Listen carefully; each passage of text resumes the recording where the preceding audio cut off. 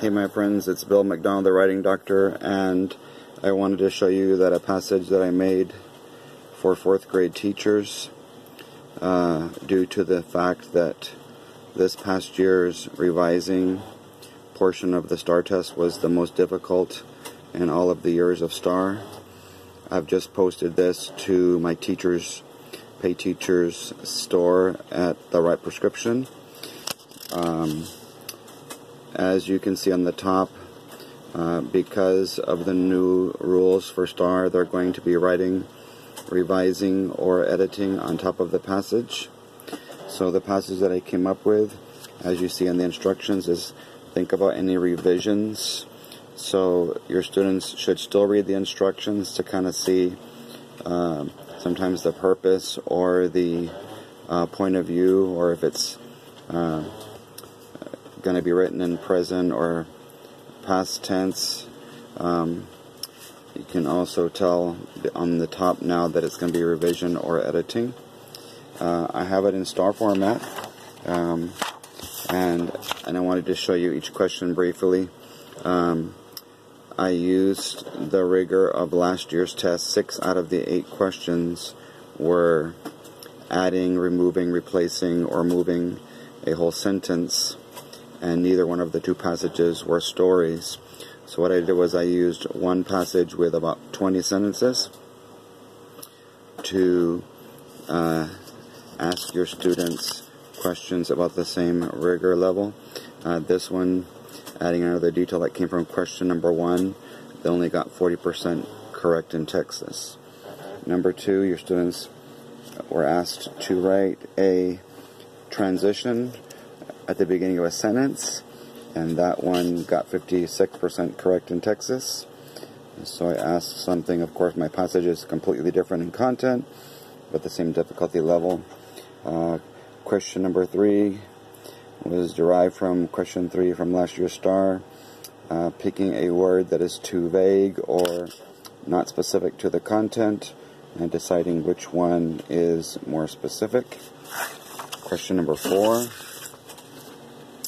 was a central idea of a paper, and so your students are going to have to understand the main ideas of paragraphs in order to do well. As you can see, it only got 42% correct in Texas, and so I'll be modeling how to do each one of these. For all of you that have had a training with me this year, I'm going to be sending this to you as a PDF file. If you just purchased one of my products, then you can buy it for a very low price of $4, and it's going to be a great practice for your kids. Number 5, what is the best way to combine sentences? Put 2 sentences together without repeating. It came from question 6, which got 62% correct. Number 6 came from question 8. What sentence could be added to create a great topic sentence for a paragraph? Only 39% of the students in Texas last year knew how to hashtag sentences from an entire paragraph to determine how to remove a topic sentence that was too vague and put one that was more specific. Alright, 2 left. What is the most effective revision to make in sentence 17? And basically revision is the organization of the sentence. The content stays the same, just the order of the words needs to be moved around, sort of like a puzzle that only fits the best one way. Last year's revision was 61%, and the year before there was one that was only in the 30s, so I made it as difficult as the 2017 revision sentence. Finally, the last one, Joan wants a better ending for her paper. What sentence could be added after sentence 20 to bring this paper to a more effective closure? And as you can see, the students did not know how to tie together an entire paper.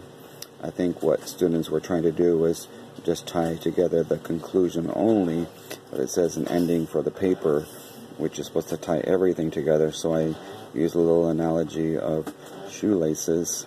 Either combining the main ideas of the last paragraph, or in this case, combining the main ideas of each paragraph to see what kind of sentence would best tie everything together. As you can see on the next 2 pages, there is a blank graphic organizer. No colors. I have to keep symbols off.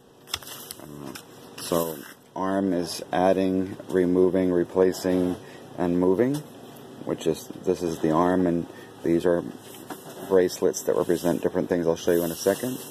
And then when you have a paragraph or a passage, you're going to be able to hashtag, you'll put sentence numbers or paragraph numbers inside the fingernails, and then put the key words from each sentence or paragraph inside the hand.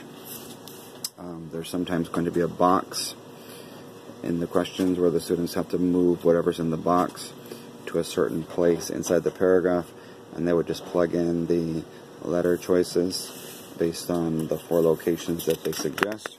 And then my last page, besides the answer key, is a color version of how to combine the arm and hand into one unit, where you can transition between words. You can add, remove, replace, or move a word.